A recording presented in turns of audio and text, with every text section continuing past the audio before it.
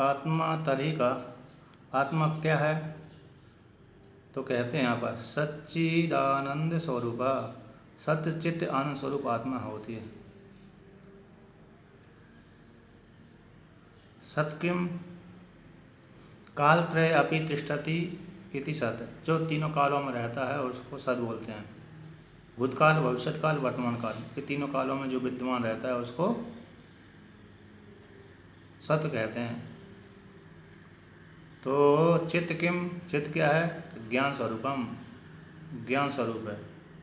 इन ज्ञान स्वरूप, चित्त है ज्ञान स्वरूप। आनंद कहा, आनंद किसको कहते हैं? सुख स्वरूपम, तो सुख स्वरूप को आनंद कहते हैं, सुख स्वरूप। एवं इस प्रकार से सत्य चित्त आनंद स्वरूपम स्वात्मानम विजानीयात, इस प्रकार से साधक जीव अपने आप को सस्वरूप चित्त स्वरूप आनंद स्वरूप अपनी आत्मा को जानना चाहिए। अतः इसके अनंतर आत्मा के स्वरूप का प्रतिपादन करने के अनंतर चतुर्विंशति तत्व उत्पत्ति प्रकारम वक्ष्यामा, 24 तत्व की उत्पत्ति के प्रकार को कहते हैं। तो यहाँ पर कहते हैं ब्रह्म आश्रय सत्व रजस तमो गुणात्मिका माया अस्ति, ब्रह्म को आश्रय करने वाली, ब्रह्म रूप अधिष्ठान को आश्रय करने वाली, आश्रित रहने वाली सत्वगुण रजोगुण तमगुण स्वरूपात्मक माया नाम की माया है, जो ब्रह्म को आश्रय करके रहती है, वस्तु है। ततः उस माया सम्मिलित ईश्वर से, जो ब्रह्म को आश्रय करके रहती है, उस माया के माध्यम से माया को स्वीकार करके परमात्मा ईश्वर संज्ञा हो जाती है। उस ईश्वर संज्ञा हो जाने के पश्चात उस ब्रह्म की उस ईश्वर से माया को लेकर के आकाश आदि की उत्पत्ति करता है, तथा उससे माया संबल ब्रह्म से आकाश की उत्पत्ति हुई, और आकाशाद वायु, आकाश से वायु की उत्पत्ति हुई, वायोस तेजा, वायु से तेज की उत्पत्ति हुई, तेज से आपा, और तेज से जल की उत्पत्ति हुई, जल अद्विहा पृथ्वी, और जल से पृथ्वी की उत्पत्ति हुई। तैत्रोपनिषद में आता तस्मात् वही तस्मात् आत्मना आकाश संभूता, इस आत्मा से, परमात्मा से, ईश्वर से आकाश आदि की उत्पत्ति हुई। आकाश से वायु, वायु से तेज, तेज की से जल, जल से पृथ्वी। तो यहाँ पर कहते हैं एतेषां पंचतत्वानां मध्ये आकाशस्य सात्विक अंशात श्रोत्रेन्द्रियम संभूतम, इन पांचों तत्वों के मध्य में पृथ्वी जल तेज वायु आकाश, इन पांचों तत्वों के मध्य में आकाश, जो मध्य में आकाश से, आकाश के सात्विक अंश से श्रोत्रीय इंद्रिय की उत्पत्ति होती है। वायु सात्विक अंशात है, और वायु के सात्विक अंश से त्वग इंद्रिय संभूतम, त्वचा इंद्रिय की उत्पत्ति होती है। अग्नि सात्विक अंशात चक्षु इंद्रिय संभूतम, और तेज के सात्विक अंश से चक्षु इंद्रिय की उत्पत्ति होती है। जलस्य सात्विक अंशात रसना इंद्रिय संभूतम, तो रस जल के सात्विक अंश से रसना इंद्रिय की उत्पत्ति होती है। पृथिव्यः सात्विक अंशात घ्राणेन्द्रिय संभूतम, और पृथ्वी के सात्विक अंश से घ्राणेन्द्रिय उत्पन्न होती है। एतेषां पंचतत्वानां समष्टि सात्विक अंशान मनोः बुद्धि अहंकार चित्ते अंतःकरणानि संभूतानि, इन पांचों भूतों के सात्विक अंश से मिलकर के समष्टि सात्विक अंश से मन बुद्धि चित्त अहंकार 4 प्रकार के अंतःकरण उत्पन्न होते हैं, जिनको 2 में अंतर्भूत कर देते हैं। मन और बुद्धि में अंतर्भूत कर देते हैं। मन को, अहंकार को मन में अंतर्भूत कर दिया, और चित्त को बुद्धि में अंतर्भूत कर देने से 2 हो जाते हैं। जब पृथक कथन करते हैं तो 4 हो जाते हैं। तो यहाँ पर मन के विषय में कहते हैं संकल्प विकल्पात्मक हम मन, संकल्प विकल्प स्वरूपात्मक मन होता है, संकल्प विकल्प करता रहता है। निश्चयात्मिका बुद्धि, निश्चय करने वाली बुद्धि कहलाती है, और जो अहंकार करने वाले को अहंकार कहते हैं, अहंकार। और चिंतन कर्तिकम चित्तम, चिंतन को करने वाले को चित्त कहते हैं, हमको करने वाले को अहंकार कहते हैं। अब देवता के विषय में वर्णन करते हैं, इन अंतःकरण आदि के देवता को वर्णन करते हैं। मनसो देवता चंद्रमा, मन का अनुग्रह, मन के ऊपर अनुग्रह करने वाला मन का अधिष्ठात्री देवता चंद्रमा कहलाता है। बुद्धि का अधिष्ठात्री देवता ब्रह्मा कहलाते हैं। अहंकार से रुद्र, और अहंकार के अभिमानी देवता रुद्र कहलाते हैं। चित्त से वासुदेव, और चित्त के वासुदेव कहलाते हैं। चित्त के अधिष्ठात्री देवता वासुदेव कहलाते हैं। एतेषां पंचतत्वानां मध्य आकाशस्य राजस्य अंशाद वाग इंद्रिय संभूतम। इन पांचों तत्वों के मध्य में जो राजस अंश है, उस राजस अंश से आकाश के राजस अंश से वाग इंद्रिय उत्पन्न होती है। वायु हो राजस अंशात पाद इंद्रिय संभूतम। तो यहाँ पर कहते हैं वायु के राजस अंश से पाद इंद्रिय उत्पन्न होती है। बन्ने राजस अंशात पाणीन्द्रियम संभूतम। तो यहाँ पर बन्नी के राजस अंश से पाणी इंद्रिय उत्पन्न होती हैं। और जलस्य राजस अंशात उपस्थ इंद्रिय संभूतम। और जल के राजस अंश से उपस्थ इंद्रिय उत्पन्न होती है। पृथ्वी राजस अंशात गुदा इंद्रिय संभूतम। और पृथ्वी के राजस अंश से गुदा इंद्रिय उत्पन्न होती है।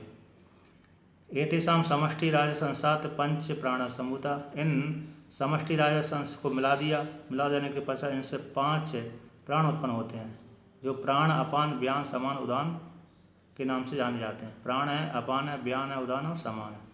कहते हैं एतेषां पंचतत्वानां तामस्य अंशात पंचीकृत पंचतत्वानि भवन्ति। इन 5 भूतों के जो तामस अंश हैं, ऐसे तामस अंश से पंचीकृत करने के बाद 5 स्थूल महाभूतों की उत्पत्ति होती है।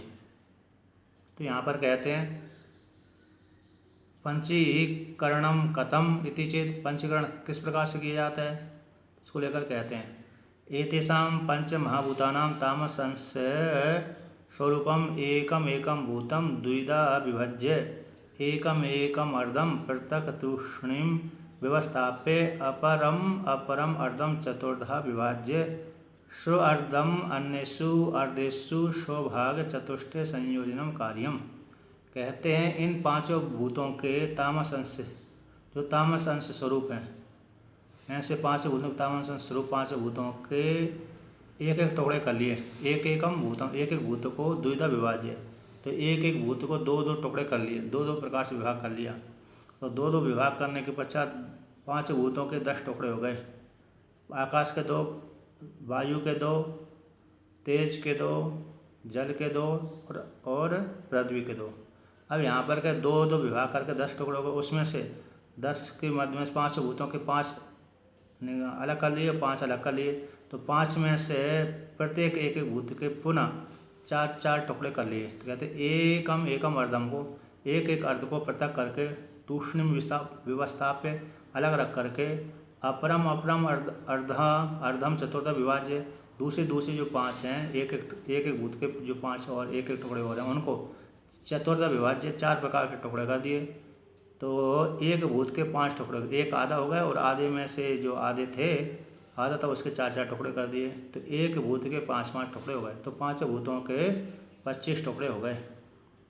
चतुर्थ विभाज्य 4 प्रकार से विभाग करके 4-4 टुकड़े करके 100 अर्धम अन्येषु।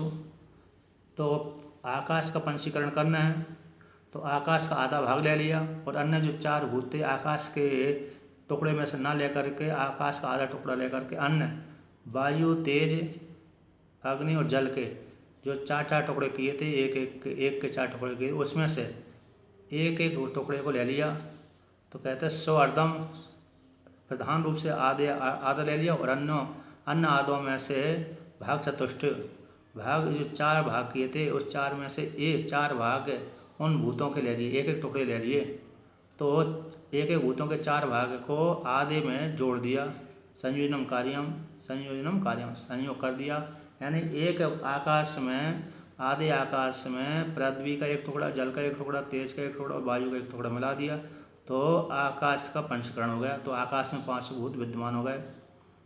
एवं इस प्रकार से अब वायु का आधा टुकड़ा ले लिया, तो आकाश का एक टुकड़ा ले लिया, तेज का एक टुकड़ा ले लिया, जल का एक टुकड़ा ले लिया, पृथ्वी का एक टुकड़ा ले लिया, तो वायु का पंचकरण हो गया। अब उनमें से कम कम होते गए, 4-4 टुकड़े में से कम कम हो रहे हैं। अब तेज का पंचीकरण करना है, तो तेज का आधा ले लिया और आकाश का आधा टुकड़ा ले लिया, वायु का आधा टुकड़ा ले लिया, वायु का एक टुकड़ा ले लिया और जल का एक टुकड़ा ले लिया, पृथ्वी का एक टुकड़ा ले लिया। 4-4 जो भाग किए थे, तो तेज का पंचीकरण हो गया। अब जल का पंचीकरण करना है, तो जल का आधा टुकड़ा ले लिया और आकाश का एक टुकड़ा ले लिया, वायु का एक टुकड़ा ले लिया, तेज का एक टुकड़ा ले लिया, पृथ्वी का टुकड़ा ले लिया। तो जल का अरे पंचकरण होगा, पृथ्वी का आधा टुकड़ा ले लिया और आकाश से वायु, तेज और जल का आधा एक एक टुकड़ा ले लिया। तो इस प्रकार से पांचों का पंचीकरण हो जाता है। तो यहाँ पर कहते हैं इस प्रकार से पिंड ब्रह्मांड और एकम समूता, पिंड और ब्रह्मांड दोनों के मध्य में एक ही उत्पन्न होता है। जैसे पिंड पंचीकरण से उत्पन्न हुआ उसी प्रकार से ब्रह्मांड भी पंचीकरण के द्वारा ही उत्पन्न हुआ है। पांच भूतों का पंचीकरण से ही ब्रह्मांड उत्पन्न हुआ है। अब आप यहाँ पर कहते हैं स्थूल शरीर अभिमानी जीव नामकम ब्रह्म प्रतिबिंबम भवति स एव जीवा प्रकृतिहा स्वस्मात् ईश्वरम भिन्नत्वेन जानाति। तो यहाँ पर कहते हैं स्थूल शरीर में अभिमान करने वाले जीव नामक संज्ञा को, जीव नाम को जो ब्रह्म का प्रतिबिंब होता है, ब्रह्म का प्रतिबिंब है, उसकी जीव संज्ञा हो जाती है। सब है जीव प्रकृति के द्वारा स्वभाव से स्वस्मात् अपने से भिन्न, अपने से ईश्वर को भिन्न रूप से जानता है। तो प्रकृति के माध्यम से, अविद्या के माध्यम से अपने से भिन्न ईश्वर को जानता है, भिन्न रूप से जानता है कि मैं अलग हूँ, ईश्वर अलग है। अविद्या उपाधि सन आत्मा जीवा इति उच्यते। क्या प्रकृतिक स्वभाव अविद्या को लेकर के है, अपने से भिन्न स्वभाव से ही अपने से भिन्न ईश्वर को जानता है। और अविद्या उपाधि सन, अविद्या उपाधि वाला होता हुआ आत्मा, जो आत्मा रूप ब्रह्म है, वह जीव इति उच्यते, उसको जीव कहते हैं। उपाधि हटा देने से वह ब्रह्म ही हो जाता है, उपाधि हटाने से ईश्वर ही हो जाता है। कहते माया उपाधि सन ईश्वर इति उच्यते। वो माया उपाधि वाले जो आत्मा है उसको ईश्वर कहते हैं। माया उपाधि वाला होता हुआ ईश्वर इति उच्यते, ईश्वर कहा जाता है। एवं इस प्रकार से अविद्या उपाधि वाले को जीव कहते हैं और माया उपाधि वाले को ईश्वर कहते हैं। किंतु ईश्वर किसी से भेद नहीं करता, जीव सभी से भेद करता रहता है। एवं इस प्रकार से उपाधि भेदात, उपाधि के भेद से जीव ईश्वर भेद दृष्टि, जीव और ईश्वर की भेद दृष्टि होती है। जीव और ईश्वर में भेद जाना जाता है, माया उपाधि को लेकर के वास्तव में भेद नहीं है। यावत पर्यंतम तिष्ठति तावत पर्यंतम जन्म मरणादि रूप संसारो न निवर्तते। जब तक ये भेद रहता है, उपाधि को लेकर के जीव ईश्वर में भेद बना रहता है, तावत पर्यंत तक, उतने काल तक जीव का जन्म मरण आदि संसार से निवृत्ति नहीं होती। जब तक जीव में भेद दृष्टि बनी रहती है तब तक वह से जीव संसार सागर से मुक्त नहीं हो पाता। जिस काल में उसको भेद की निवृत्ति हो जाती है, उपाधि को त्याग करते, जीव की उपाधि, ईश्वर की उपाधि का त्याग हो जाता है कि मैं ब्रह्म स्वरूप है, मैं ईश्वर से भिन्न नहीं हूँ, इस प्रकार से जान लेता है। ईशावास्यमिदं सर्वम हरिव्यापक सर्वत्र समाना इत्यादि को द्वारा जान लेता है। जान लेने से फिर भेद की निवृत्ति हो जाने से जीव ब्रह्म ही हो जाता है। ब्रह्म सत्यम जगत मिथ्या जीवो ब्रह्म ही विनापरा। जीव भी ब्रह्म है, कोई दूसरा नहीं है। ब्रह्म सत्य और जगत मिथ्या है, जीव भी ब्रह्म है, कोई दूसरा नहीं है। तस्मात् कारणात् न जीव ईश्वर भेद बुद्धि स्वीकारी। इसलिए तस्मात् इसी हेतु से उपाधि को लेकर के भेद होता है, उपाधि से रहित होकर का भेद नहीं है। इसलिए जीव और ईश्वर में भेद बुद्धि स्वीकार्य ना अस्ति नहीं है, क्योंकि जीव और ईश्वर में भेद नहीं है। उपाधि को लेकर के भेद है, वास्तव में भेद नहीं है।